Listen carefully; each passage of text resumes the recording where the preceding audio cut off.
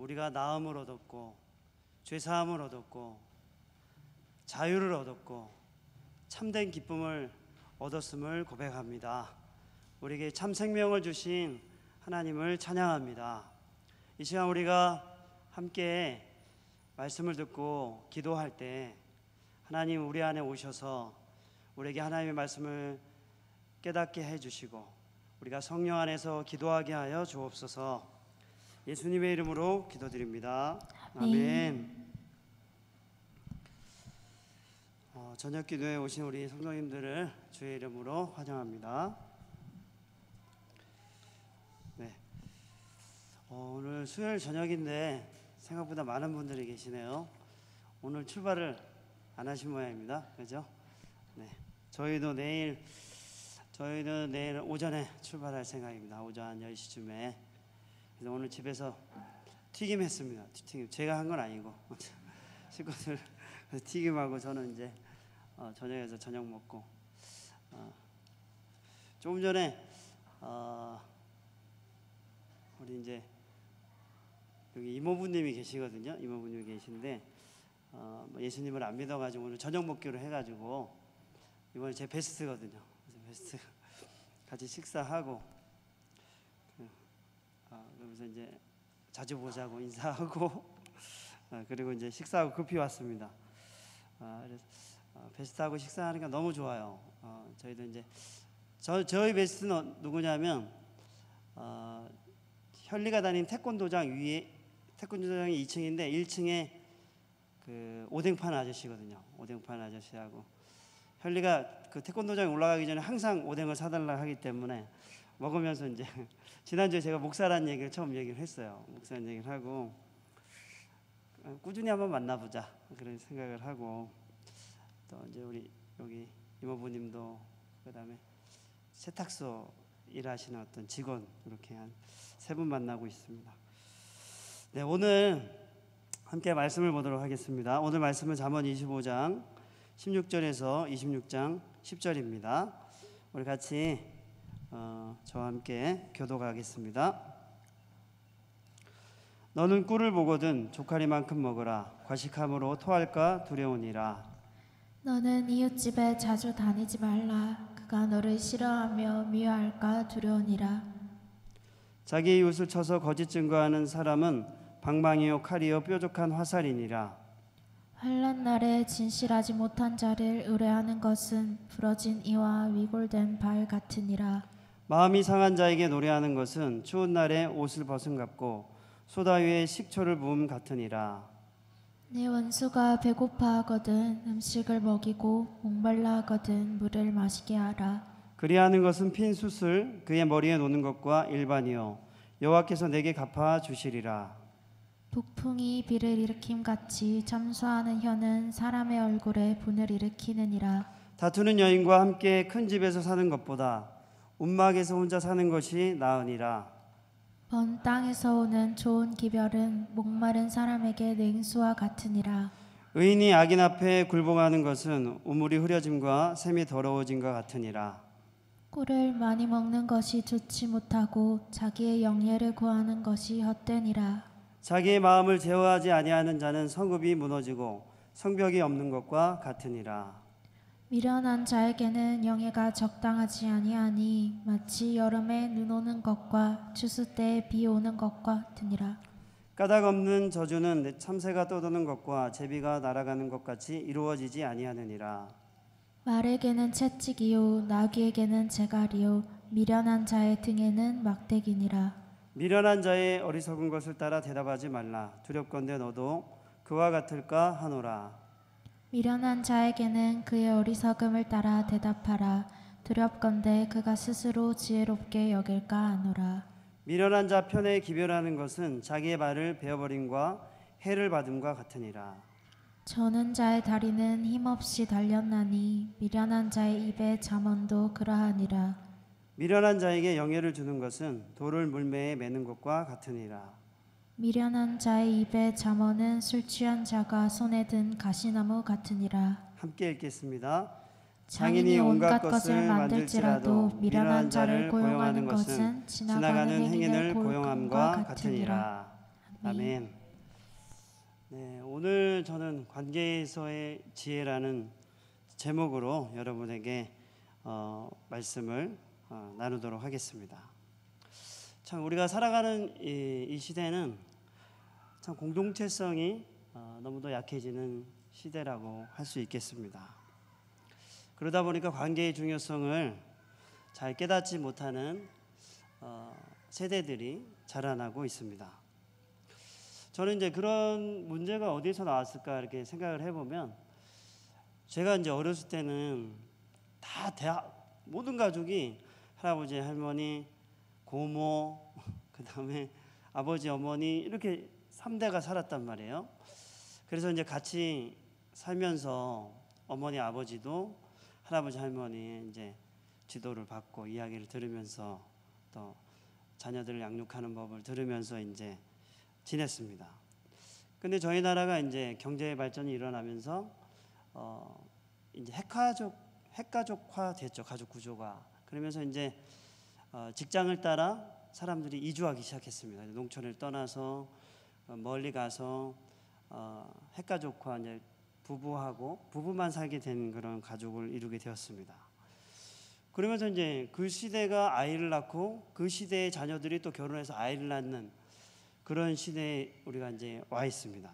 거기다가 이제 코로나를 지나면서 사람들은 이웃과도 교제가 많이 떨어져 있고, 그리고 또 맞벌이 가정에 또 자녀들을 짐을 자녀들을 이제 양육해야 되는데 자녀들에 대한 그 부담을 이제 그 부모가 오로지 이제 짐을 지고 있고, 그러면서 이웃집과 또 교제가 안 되고 짐은 더 많이 지고 그런 세대를 우리가 살아가고 있습니다.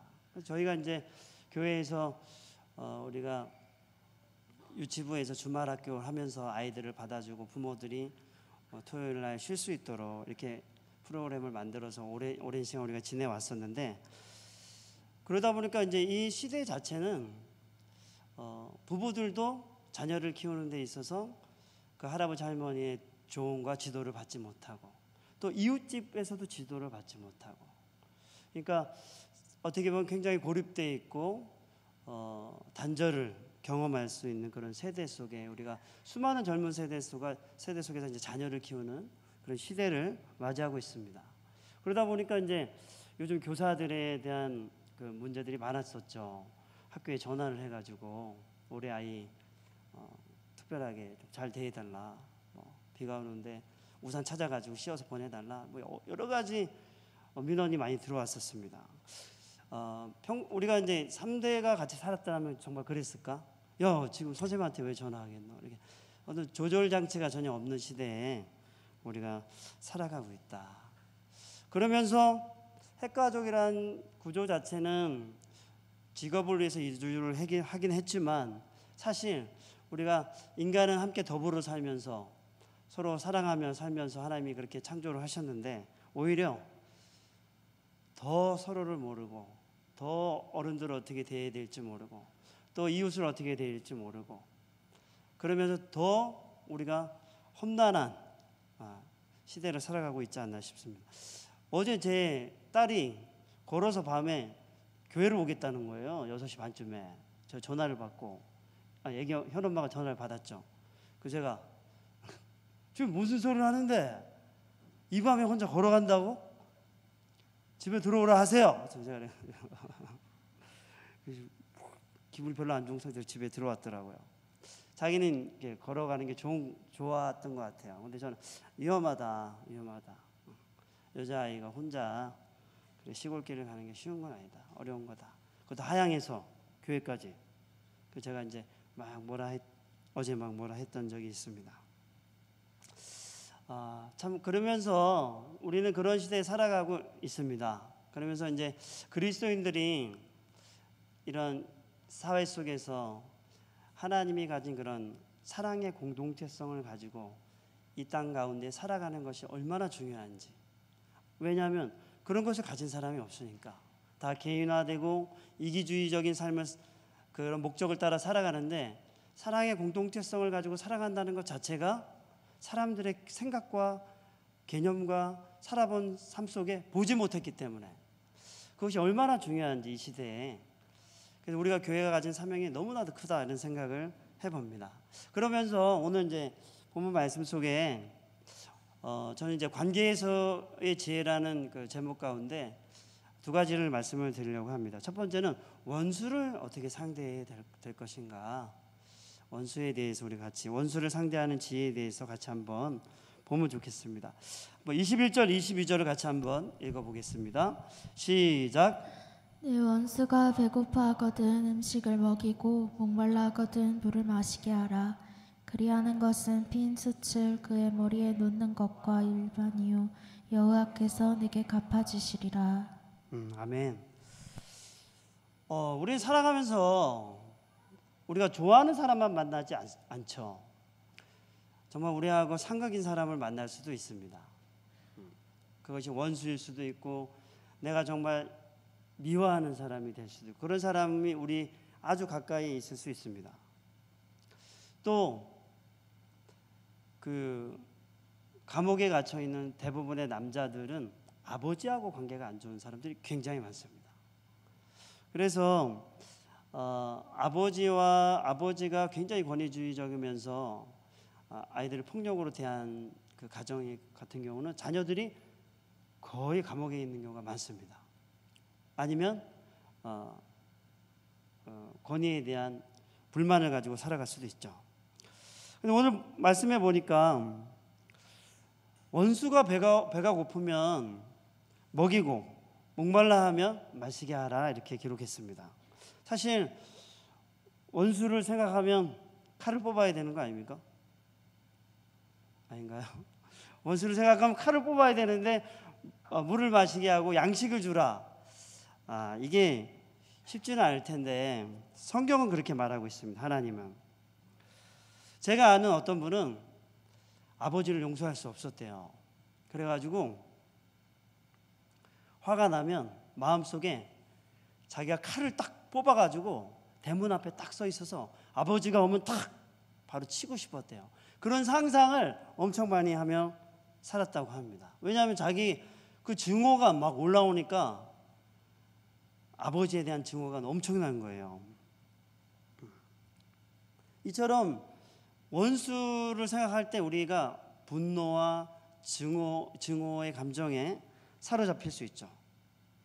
원수된 관계를 회복한다는 것은 정말 쉬운 일이 아닙니다. 그렇다면 예수님은 이 원수된 관계를 뭐라고 말씀하셨을까요? 마태복음 5장 43절 44절에 보면 예수님이 이렇게 말씀하십니다.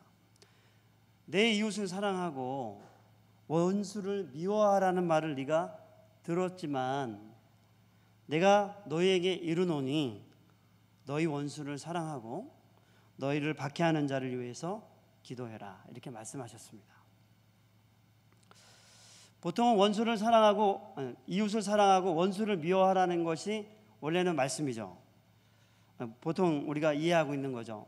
이웃을 사랑하지만 원수는 미워해라. 그런데 예수님은 원수도 이웃이다 이렇게 말씀하시고 계신 겁니다. 성경에서는 하나님을 사랑하고 이웃을 사랑하는 것을 가장 중요한 계명이라고 말씀하셨습니다. 그것이 하나라고 말씀하셨죠. 그러면서 원수도 너의 이웃이다. 내 이웃을 내 몸처럼 사랑해라. 그러므로 원수도 사랑해야 한다라고 말씀하십니다. 그리고 네가 원수를 사랑하면 핀 숯, 여러분 숯 아시잖아요. 저희 교육자 수련회 지난주 월요일 날 갔다 왔는데 그 조개탄을 탁 불에 그 숯덩이를 머리에 올려놓는다고 생각해 보세요. 그죠? 근데 마치 원수를 사랑하면은 그 숯덩이를 원수의 머리에 올려놓는 것과 같다 이렇게 말했습니다. 그런 의미가 어떤 의미냐면은 우리가 그 원수에 대해서 선한 일을 할 때 그 핀 숯이 머리 위에 있어서 하나님이 그럼에도 불구하고 악을 할 경우에 하나님이 반드시 그렇게 심판을 더욱 심한 심판을 내리실 것이다. 마치 선을 행하는 건 그 사람이 위에 숯불을 올려놓은 것 같다. 왜? 그 사람이 회개하지 않고 수치스럽게 여기지 않고 여전히 악을 행한다면 하나님의 심판이 매우 정당하게 될 것이기 때문에 그 너를 괴롭히는 사람, 너의 원수에게 선을 행하라 이렇게 말씀하고 있습니다. 사실 성경에 이런 예가 또 있죠. 다윗이 사울을 쫓겨서 17년을 쫓겨다니면서 생활을 했는데 다윗이 행한 일은 골리앗을 쳐 죽이고 나가서 전쟁에 승리한 것밖에 없었는데 그 사울이 사람들이 다윗을 너무 환영하니까 마음의 시기와 질투가 일어난 다음에 그 다음부터는 다윗을 죽이기 위해 쫓아다녔습니다. 그런데 다윗이 17년의 철천지 원수인데 그를 죽일 기회가 2번이나 있었지만 그 사람에게 칼을 대지 않죠. 그리고 하나님의 뜻대로 저 사람이 전쟁터에 망할 거라고 생각했습니다. 아니면 죽든지 병에 걸려 죽든지. 그런데 전쟁터에서 사울과 그의 아들이 다 죽죠. 죽었는데 다윗이 한 일은 사울의 손자 무비보셋을 자기가 먹는 상에 밥상에 초청을 해가지고 왕자처럼 대우한 것입니다. 그러니까 다윗은 하나님이 볼 때 정말 사랑을 흘려보내는 왕이었습니다. 잠언 20장 22절에 보면 너는 악을 갚겠다 말하지 말고 여호와를 기다리라. 그리하면 너를 구원하시리라. 그러면서 또 이렇게 말씀하십니다. 내가 만일 원수의 길 잃은 소나 나귀를 보면 반드시 그 사람에게 돌려라. 내가 만일 너를 미워하는 자가 나귀의 짐을 싣고 엎드러짐을 보거든 그것을 버려두지 말고 반드시 그것을 도와서 짐을 부릴지니라. 이렇게 기록했습니다. 우리는 원수도 이웃이라고 한 예수님의 말씀에 따라서 우리가 미워하는 사람이 우리 주위에서 어려움을 당하는 것을 볼 때 우리는 못 본 채 해서는 안 됩니다.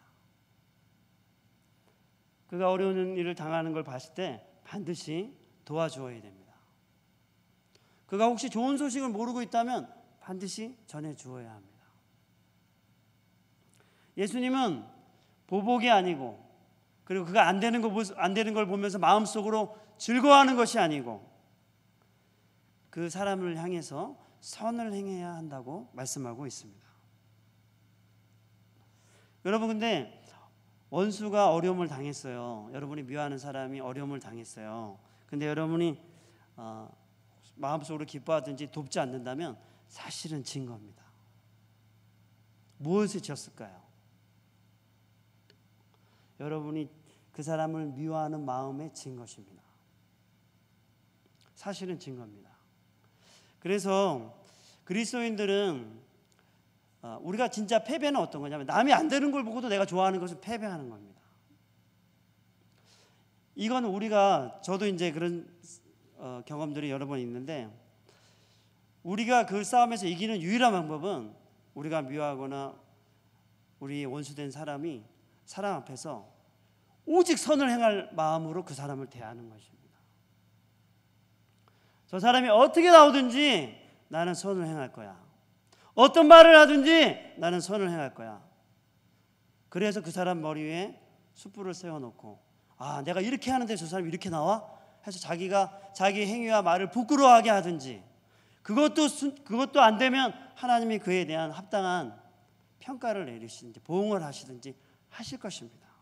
그런데 우리가 미움과 증오에 사로잡혀가지고 그 사람이 안 되는 것을 보고도 우리가 기뻐한다면 우리는 하나님 앞에서 자비의 하나님 앞에서 우리의 삶이 부끄러워질 것입니다.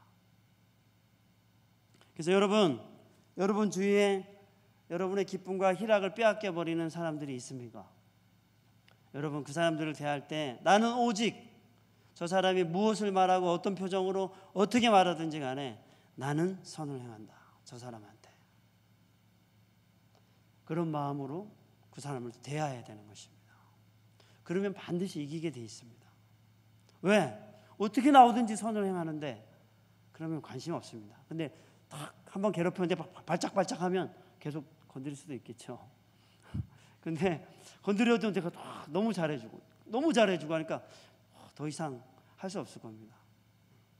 다윗은 자기 원수의 자식들을 데려다 놓고 밥을 먹이잖아요. 무비보셋이 이렇게 얘기했거든요. 죽은 개 같은 나를 어찌하여 이렇게 대하십니까? 네가 어떻게 그렇게 말하냐? 와서 밥을 먹자 하면서 그 사람을 데려다가 밥을 먹이죠. 이게 하나님의 통치입니다. 사실 우리도 죄인이었는데 하나님이 예수님이 십자가에 달려 죽으심으로 하나님의 진노에 대한 대신에 생명과 평안과 기쁨과 영원한 생명을 유업으로 얻었다는 사실을 믿으시기 바랍니다. 그렇다고 제가 쉽다고 말씀드리는 것이 아닙니다. 그게 우리가 가야 할 길이라고 말씀을 드리는 것입니다. 두 번째는 미련한 자를 상대하는 지혜에 대해서 잠시 나누도록 하겠습니다. 우리 같이 1절을 한번 읽어보겠습니다. 시작. 미련한 자에게는 영예가 적당하지 아니하니 마치 여름에 눈 오는 것과 추수 때에 비 오는 것 같으니라. 네, 미련한 자에게 영예가 적당하지 아니하니, 이게 영예라는 것이 뭐 명예일 수도 있고 권위일 수도 있습니다. 여기서는 권위일 수도 있는데 그 사람들에게 미련한 사람에게 권위를 준다는 것이 적당하지 않은 이유가 마치 여름에 눈이 온다든가 추수 때에 비가 오는 것처럼 너무 적절하지 않은 일을 하기 때문에 미련한 자에게 권위를 주는 것이 적당하지 않다. 특별히 교회에서 직분자를 세울 때 반드시 뽑히기 위해 가지고 사람들에게 선거하는 사람들이 있습니다. 찾아와서 돈 주고 부서를 위해서 써주십시오 하면서 막 돈을 주면서 실제적으로 자기가 집사가 되고 싶어서 장로가 되고 싶어서 그렇게 하는 사람들도 있습니다. 그런 사람들은 뽑으면 안 됩니다. 그런 사례가 얼마나 많은지 모릅니다. 교회 건축하는데 제가 10억 되겠습니다 해놓고 그 사람 믿고 건축을 장로로 세웠어요. 근데 그 사람이 한 1, 2억 하다가 당회에서 틀어지니까 돈도 안 내고 나가버렸어요. 그런 사람이 부지기수입니다. 우리는 누구에게 이게 직분에 관한 얘기는 하지만 누가 권위를 가질 수 있는 것인가, 누가 우리를 섬길 수 있는 자인가를 여러분이 보셔야 되는 것입니다. 그래서 하나님의 말씀에 순종하고 겸손하게 다른 사람을 섬길 수 있는 사람을 우리는 직분자로 세워야 하는 것입니다. 그런데 자기의 명예와 자기의 이름을 위해서 나타나기를 원하는 자들을 교회가 직분자로 세우면 교회가 얼마나 어려움을 겪는지 모릅니다. 자, 26장 9절을 한번 또 읽어보겠습니다. 시작. 미련한 자의 입에 잠언은 술 취한 자가 손에 든 가시나무 같으니라.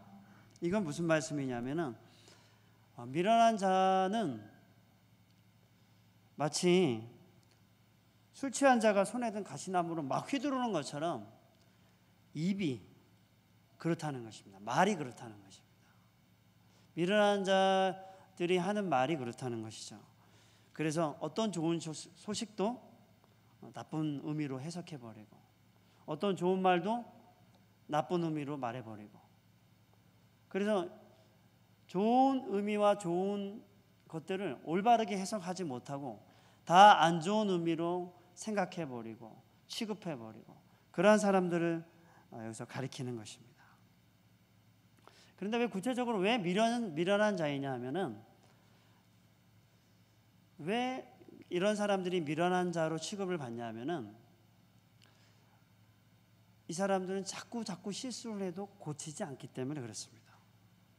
미련한 이유는 실수를 통해서 자기의 행동과 생각과 태도를 바꿔가야 되는데, 실수를 하면서도 자기의 생각과 태도와 가치관과 행동을 바꾸지 않는 상태로 계속해서 실수하는 것을 여기서 미련하다고 보는 것이죠. 말 실수를 하면서도 고치지 않고 계속하는 것, 그럴 수 있다는 것입니다. 뭔가 주어졌을 때 확 자기 마음대로 해버리고, 이것이 여기서 미련하다는 것입니다. 그러면 이 미련한 자를 어떻게 대해야 할까요? 우리가 26장 3절을 한번 같이 읽어볼까요? 시작. 말에게는 채찍이요 나귀에게는 재갈이요 미련한 자의 등에는 막대기니라. 여기서는 어떤 의미냐면은 동물은 채찍을 가지고 막대기로 이렇게 다루죠. 근데 사람은 그렇게 할 수는 없잖아요. 무슨 말이냐면 사람들은 가르쳐야 된다는 것이죠. 말로 교훈과 가르침을 계속 주어야 한다는 것입니다. 미련한 자들, 우리가 미련하다고 했는데 영어로는 fool, 그러니까 어리석다 이런 쪽의 단어인데, 그러니까 좀 어리석고 자기가 뭔가 가지고 있지만 어떻게 쓸지 모르고 이런 사람들은 잘 가르쳐서 그 사람들이 자기 가진 것들, 가진 소유, 자기 재능 이런 것들을 올바른 방향으로 쓸 수 있도록 잘 가르치라는 것입니다. 그럴 때 이 사람들이 미련함에서 떠나서 건강하게 자기 가진 것을 올바로 사용할 수 있도록 할 수 있다는 것입니다. 사랑하는 여러분, 이제 말씀을 마치겠습니다. 저희가 살아가면서 좋은 사람만 만나면 얼마나 좋을까요? 근데 우리는, 저도 그렇지만 저는 얼마나 부족하고 어리석은 부분이 많은지 몰라요. 진짜 그렇습니다. 저도 그렇지 않기 위해서 굉장히 들으려고 많이 노력합니다. 여기 딱 얘기가 들려면 저런 가능성도 있다, 한번 확인해 봐야지, 이런 식으로 확인해 보면 자기의 부족한 부분을 많이 깨달을 수 있게 되죠.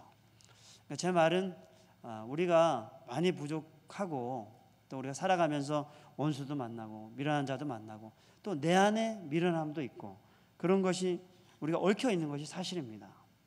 그럴 때 우리가 우리 마음대로 하지 않고 원수 앞에서는 그를 사랑하고 선을 행하고, 또 미련한 자들, 또 어떻게 자기 힘과 지혜와 몸을 사용할지 모르는 자들에게는 잘 지도하고, 또 자기에게 어리석음이 있을 때 잘 듣고, 그러면서 우리가 건강한 공동체를 만들어 가는 것입니다.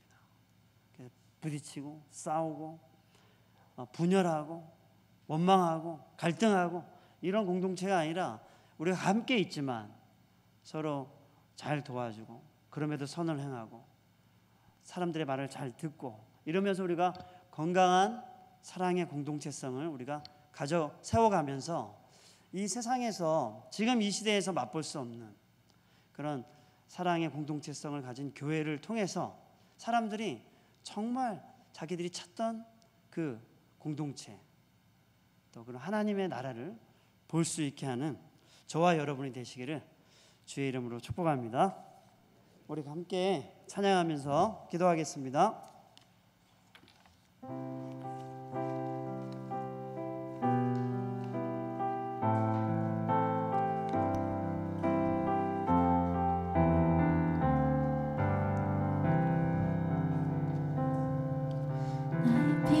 저 예수 의지해요.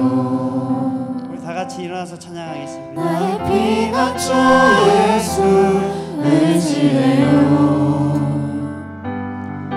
나의 가는 길에도 샘바람 몰아쳐와도 나의 피난처 예수 의지해요. 나의 피난처 예수, 나의 피난처 예수 의지해요. 나의 피난처 예수 의지해요. 나의 가는 길에도 샘바람 몰아쳐와도 나의 피난처 예수 의지해요.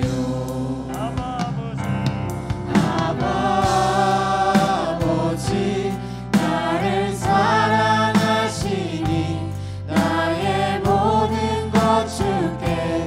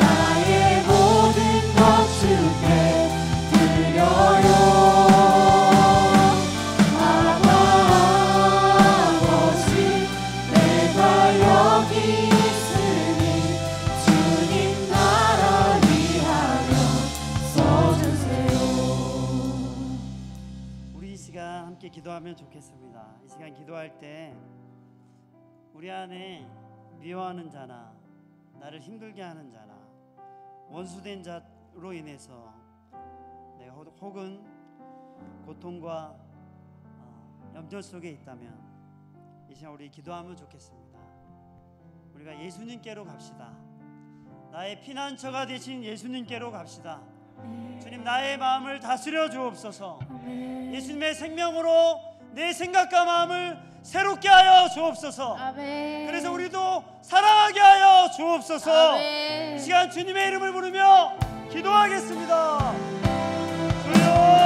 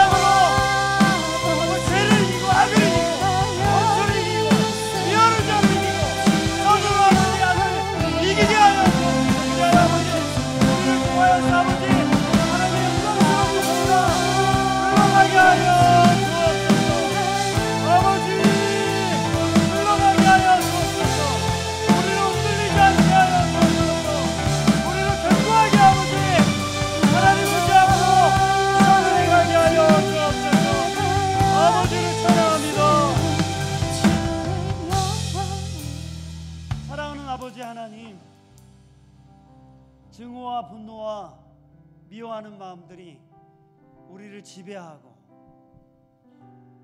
우리를 고통스럽게 할 수 있음을 고백합니다. 우리를 고통스럽게 했던 사람들을 보면서 우리도 그렇게 똑같이 해주려고 하는 것이 아니라 예수님의 말씀처럼 원수도 우리의 이웃이라고 하셨으니 주님, 우리를 예수님의 품 안에 날개 아래 새롭게 하여 주옵소서. 우리의 속마음과 생각을 치료하여 주옵소서. 그리고 우리가 예수님만 바라봄으로 우리 안에 진정한 희락과 기쁨이 터져나오게 하여 주옵소서. 그래야 우리가 원수를 향하여서 우리를 미워하는 사람들을 향하여서 선을 행하게 하여 주옵소서. 그러므로 악을 이기게 하여 주옵소서. 그런 참된 자유를 누리게 하여 주옵소서. 예수님의 이름으로 기도드립니다. 아멘.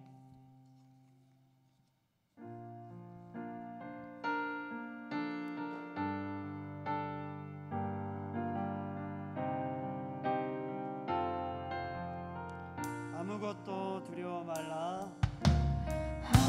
아무것도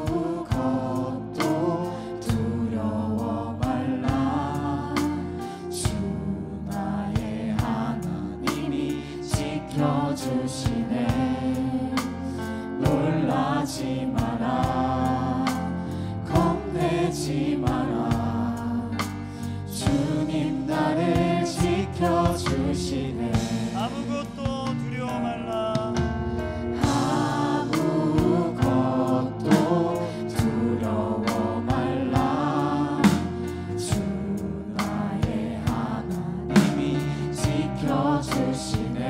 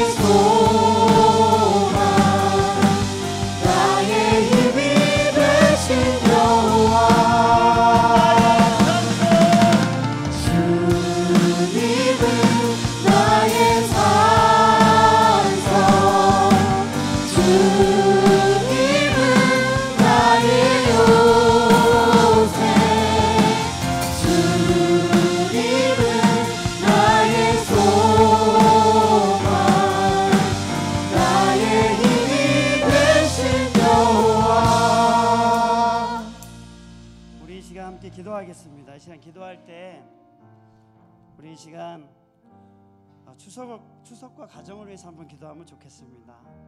우리 이번 추석 때 가정별로 행복하고 안전한 추석을 잘 보내고 올 수 있도록, 또 가정 안에서 아직도 부모님들과 가족이 예수를 믿지 않는 가정이 있을 것입니다.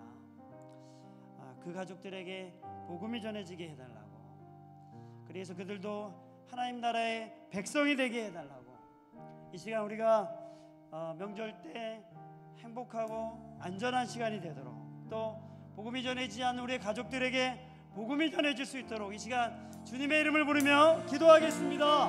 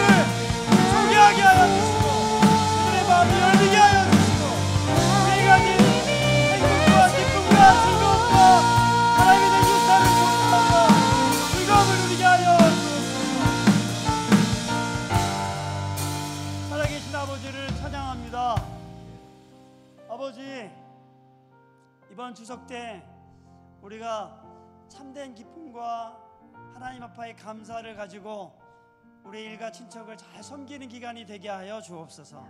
많은 사람들이 이 기간에 모여 다투며 싸우며 마음이 상해서 돌아가는 경우가 얼마나 많은지 모릅니다. 우리 이 기간을 잘 섬기고 우리 안에 예수가 계시기 때문에 그 예수님의 통치와 섬김을 나타내는 시간이 되게 하여 주옵소서. 뿐만 아니라 우리 가운데 오랜만에 만나지만 여전히 그리스도를 모르는 사람들에게, 일가 친척들에게, 가족들에게 참된 위로와 또 그들이 예수를 알 수 있도록, 예수를 믿게 될 수 있도록 그들의 마음을 열어 주옵소서. 아멘. 그들이 예수를 믿어 하나님의 백성 되게 하여 주옵소서. 아멘. 예수님의 이름으로 기도합니다. 아멘.